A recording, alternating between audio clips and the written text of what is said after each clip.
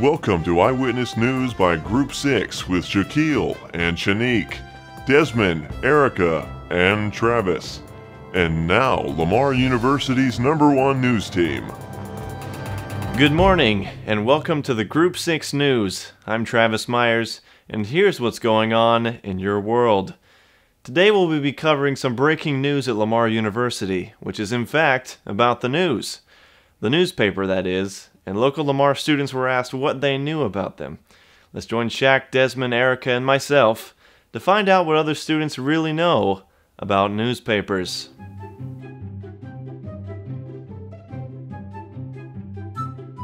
My name is Shaquille Montague.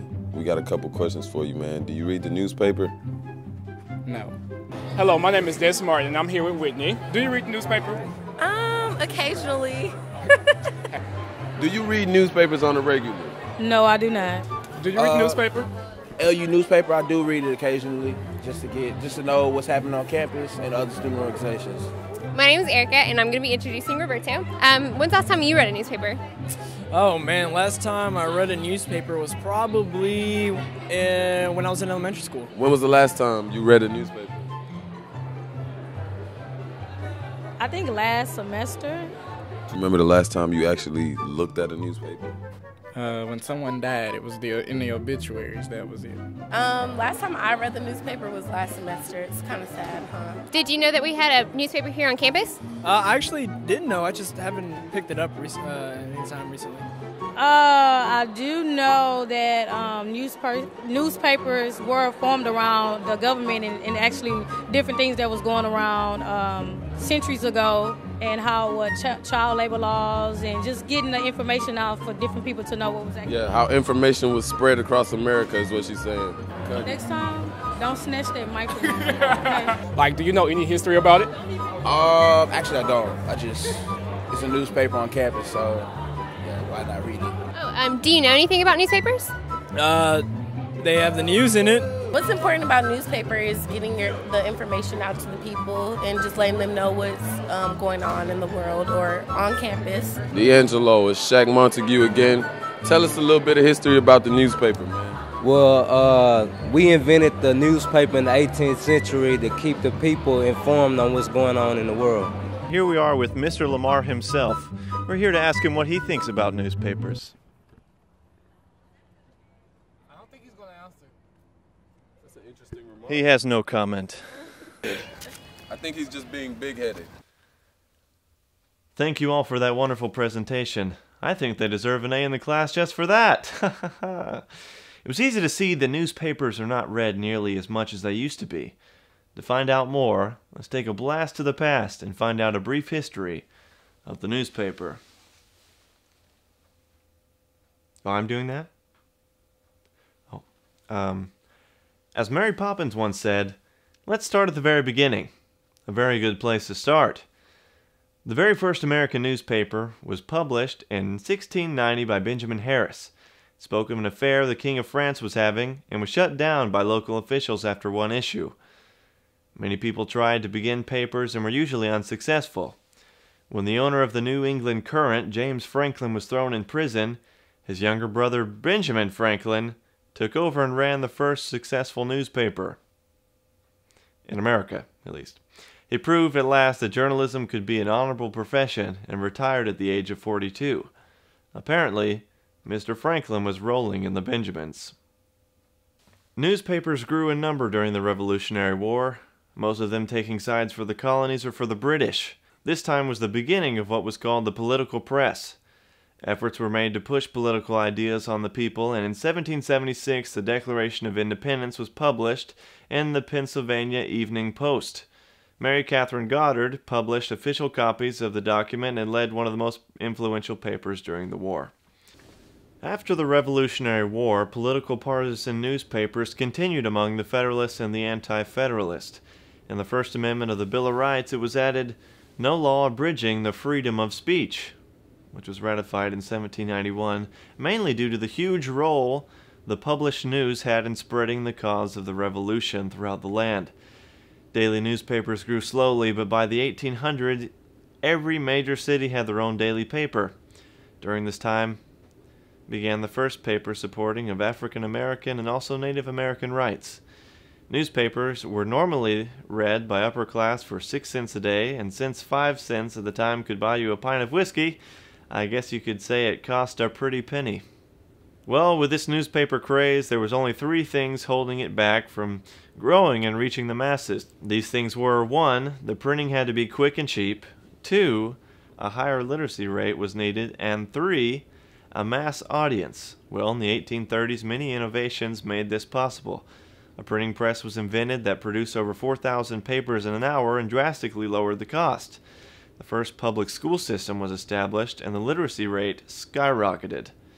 Also, the middle class gained higher political importance and were therefore more interested in what the papers had to say. Boom!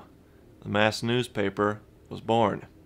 Benjamin Day and his penny press changed newspapers forever. In his paper, The New York Sun, he cut all political talk and just published the scandals, and then sold his paper for 1 cent. Sports talk soon became added, and these papers and many others were being published. One of the most prominent was the New York Tribune, which contained the writings of women's rights activist Margaret Fuller. The penny press changed the way papers functioned. During this time, newspapers began to rely heavily on advertising as a source of revenue.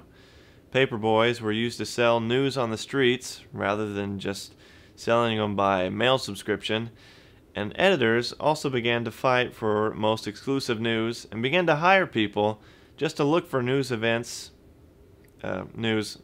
in big events. Lastly, the penny papers increased the need for speed in news collection. Because of their need and many other factors, the Pony Express, carrier pigeons, and railroads were in high demand. During the Civil War, telegraphs would always start with the most important information first, in case a line was dropped or the person giving the telegraph died or something.